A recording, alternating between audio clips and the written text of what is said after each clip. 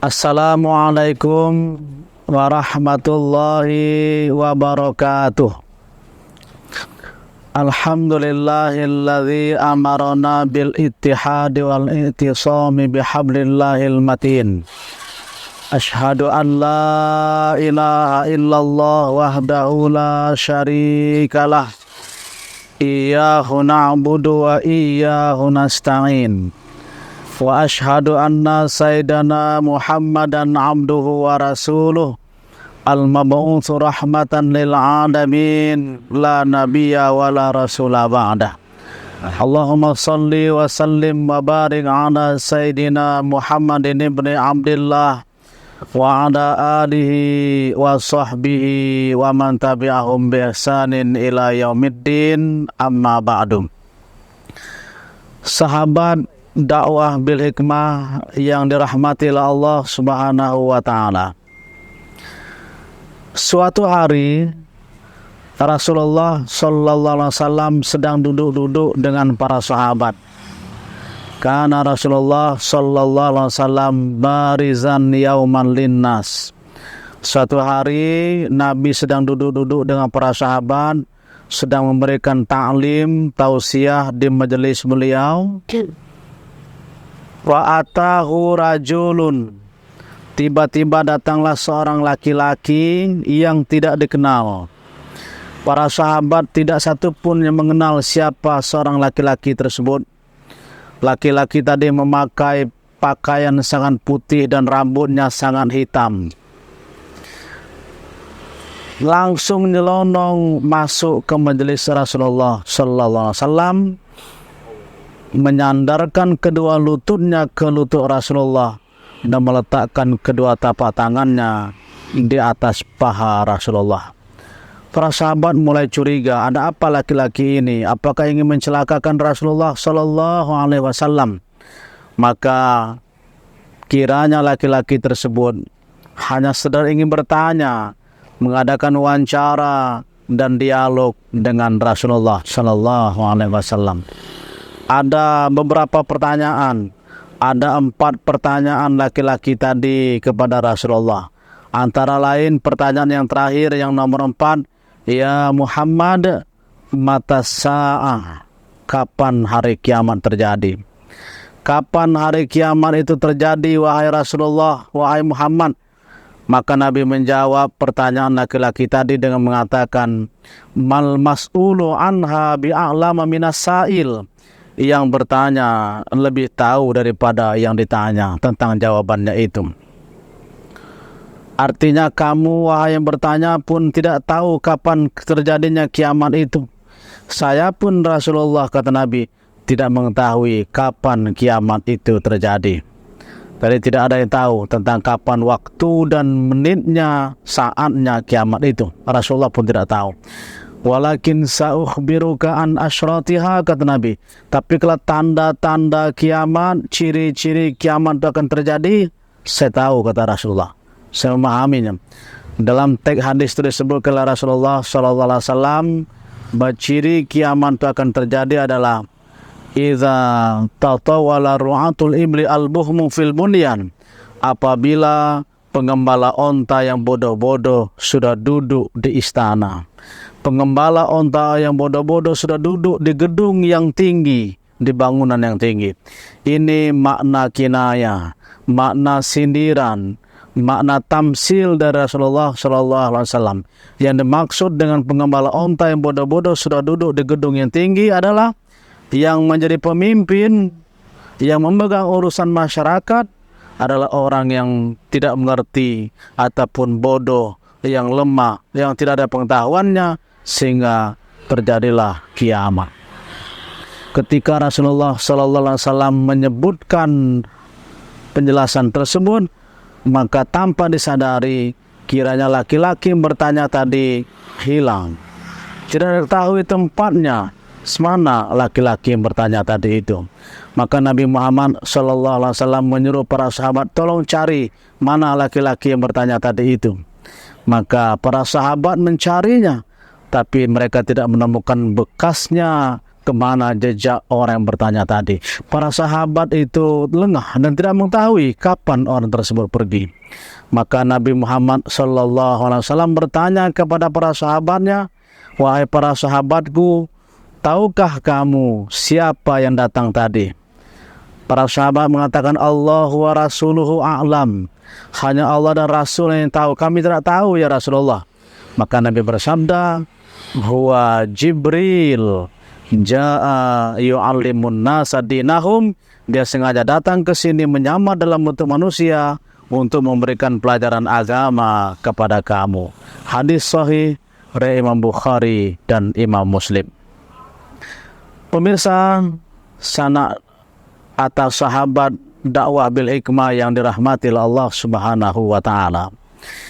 Dari cuplikan kisah dari hadis tersebut, ada beberapa hal yang perlu untuk kita ambil pelajaran dan kita ambil kesimpulan. Yang pertama adalah kepemimpinan itu wajib hukumnya dalam agama Islam. Artinya harus ada kepemimpinan, harus ada yang kita angkat sebagai pemimpin. Tidak boleh kosong kepemimpinan, dan kita sebagai umat dan masyarakat harus memilih dan mengangkat kepemimpinan, karena pemimpin itu penting dalam kehidupan kita sehari-hari. Mengapa kepemimpinan itu penting dalam Islam? Yang pertama adalah Nabi pernah bersabda dalam sebuah hadis beliau. Kata Nabi, ini terjemahan hadis tersebut, apabila kamu bersafar 3 orang, bermusafir pergi 3 orang, maka tunjuklah salah seorang di antara kamu menjadi pemimpin atau amirus safar, pemimpin perjalanan tersebut. Itu 3 orang. Apalagi bermasyarakat, berbangsa dan bernegara, tentu harus ada yang ditunjuk sebagai wakil, sebagai pemimpin kehidupan bermasyarakat ataupun berbangsa ataupun bernegara. Yang kedua, kalau kita lihat bahwa ketika Nabi Muhammad wafat, para sahabat Nabi tidak langsung melaksanakan fardu kifayah jenazah beliau. Para sahabat Nabi itu berkumpul di Saqifah Bani Sa'idah untuk bermusyawarah, bermufakat untuk memilih siapa pemimpin atau yang menggantikan Rasulullah sebagai pemimpin masyarakat. Maka terpilihlah Abu Bakar. Begitu pentingnya kepemimpinan itu, para sahabat bermusyawarah dulu baru melaksanakan fardu kifayah jenazah Rasulullah. Yang ketiga, ada ungkapan Ibnu Taimiyah yang perlu untuk kita renungi juga. Apa kata Ibnu Taimiyah? Hidup di bawah pemimpin yang zalim selama 60 tahun itu lebih baik daripada hidup 1 malam tanpa pemimpin. Ini ungkapan Ibnu Taimiyah. Hidup 60 tahun di bawah pemimpin yang zalim itu lebih baik daripada 1 malam atau hidup dalam 1 malam tanpa pemimpin atau tidak ada pemimpin. Artinya ungkapannya mengajarkan bahwa begitu pentingnya kepemimpinan dalam Islam. Oleh sebab itu, sahabat dakwah bil hikmah, saya mengajak, mari kita mengangkat dan memilih pemimpin untuk skop apapun, baik seksi yang terkecil pun, RT, RW, wali kota, bupati, presiden, ataupun sifatnya. Mari kita memilih dan mengangkat pemimpin. Jangan golput, jangan tidak memilih, jangan tidak melakukan hak suara, karena kita perlu mengangkat kepemimpinan kita. Mari kita gunakan hak suara kita untuk memilih. Kemudian juga sahabat dakwah bil hikmah rahimakumullah. Yang kedua, dapat kita ambil kesimpulan dari cerita hadis tadi bahwa hendaklah kita memilih pemimpin yang baik, pemimpin yang berkualitas. Jangan memilih pemimpin seperti yang disindir Rasulullah tadi, ibarat pengembala onta yang bodoh-bodoh, yang tidak ada ilmunya, tidak ada pengetahuannya, tidak ada skillnya, tidak ada keterampilannya, sehingga terjadilah kehancuran. Artinya apa? Hendaklah kita memilih pemimpin yang baik, pemimpin yang berkualitas, yang mampu mengajak masyarakatnya sa'adah fid dunya, sa'adah fil akhirah. Pemirsa, sahabat dakwah bil hikmah rahimakumullah. Apa rambu-rambu yang bisa kita gunakan untuk memilih pemimpin atau tolak ukur untuk kita angkat sebagai pemimpin? Mari kita simak firman Allah Subhanahu wa taala di dalam Al-Qur'an dalam surah Al-Qasas. Allah Subhanahu wa taala berfirman, A'udzubillahi minasyaitonir rajim. Bismillahirrahmanirrahim. Qalat ihdahuma ya abatistajirhu inna khaira man istajartal qawiyul amin. Ini ungkapan putri Nabi Syuaib diabadikan Allah dalam Al-Quran Al-Qasas. Wahai bapakku, kata putri Nabi Syuaib, jadikanlah Musa itu sebagai pekerja, berikanlah Musa itu amanah, jabatan ataupun tugas. Inna khaira man istajartal qawiyul amin. Karena sebaik-baiknya orang untuk diberikan tugas ataupun amanah adalah orang yang qawiyul amin, orang yang kuat lagi terpercaya, kuat dan terpercaya. Jadi syarat pertama pemimpin itu qawi, orang yang kuat. Jadi pilihlah orang yang kuat, orang yang qawi. Karena orang mukmin yang kuat itu lebih baik daripada orang mukmin yang lemah, yang dhaif. Menurut para ulama, ada 3 kekuatan yang harus dimiliki oleh pemimpin. Pertama adalah qawiyul afkar, kuatnya keilmuannya, kuatnya pemahamannya, kuatnya pengetahuannya, ada ilmunya, ada pengalamannya, sehingga dia bisa melaksanakan tugas kepemimpinan dengan baik. Jadi qawiyul afkar, intelektualnya bagus. Yang kedua adalah qawiyul syu'ur, kuatnya perasaan, atau maksudnya adalah empati, kedekatan, cinta dengan rakyat, dekat dengan rakyat, peduli dengan masyarakat. Ini boleh kita angkat untuk menjadi pemimpin, orang yang memiliki qawiyul syu'ur, empati yang tinggi, kedekatan dengan masyarakat. Tapi dia dekat dengan masyarakat itu bukan dalam waktu-waktu tertentu saja, tapi memang sedari dulu, sejak dahulu, memang dia tipenya orang yang dekat dan peduli dengan masyarakat.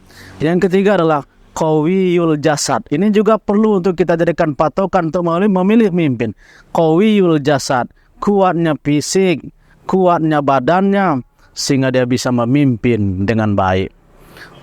Maksud dari kuat fisik itu antara lain para ulama menyebutkan salamatul a'dha minan nuqsan, anggota badannya selamat dari cacat yang bisa mengganggu kepemimpinannya. Kemudian salamatul hawas, sehatnya badannya atau indranya, sehingga dia bisa memimpin dengan baik. Ini maksud qawiyul jasad, kuatnya fisik. Kemudian syarat utama yang kedua pemimpin itu adalah disebut adalah al-amin, orang yang terpercaya, amanah dan jujur, aman dirinya, sehingga dia bisa memberikan aman kepada orang lain, pada masyarakatnya. Mari kita memilih pemimpin yang baik, pemimpin yang berkualitas, dengan tolak ukur yang kita sebutkan tadi itu. Gunakan hak pilih kita untuk mengangkat seorang pemimpin. Semoga pemimpin yang terpilih di masa-masa yang akan datang, apapun bentuk kepemimpinannya, insya Allah pemimpin yang baik, pemimpin yang berkualitas, yang mampu mengantarkan rakyat ini bahagia dunia, bahagia akhirat, dan pemimpin yang dirahmati Allah Subhanahu wa taala. Terima kasih. Semoga sahabat dakwah bil hikmah bisa mengambil kesimpulan dan dapat diamalkan dalam kehidupan sehari-hari.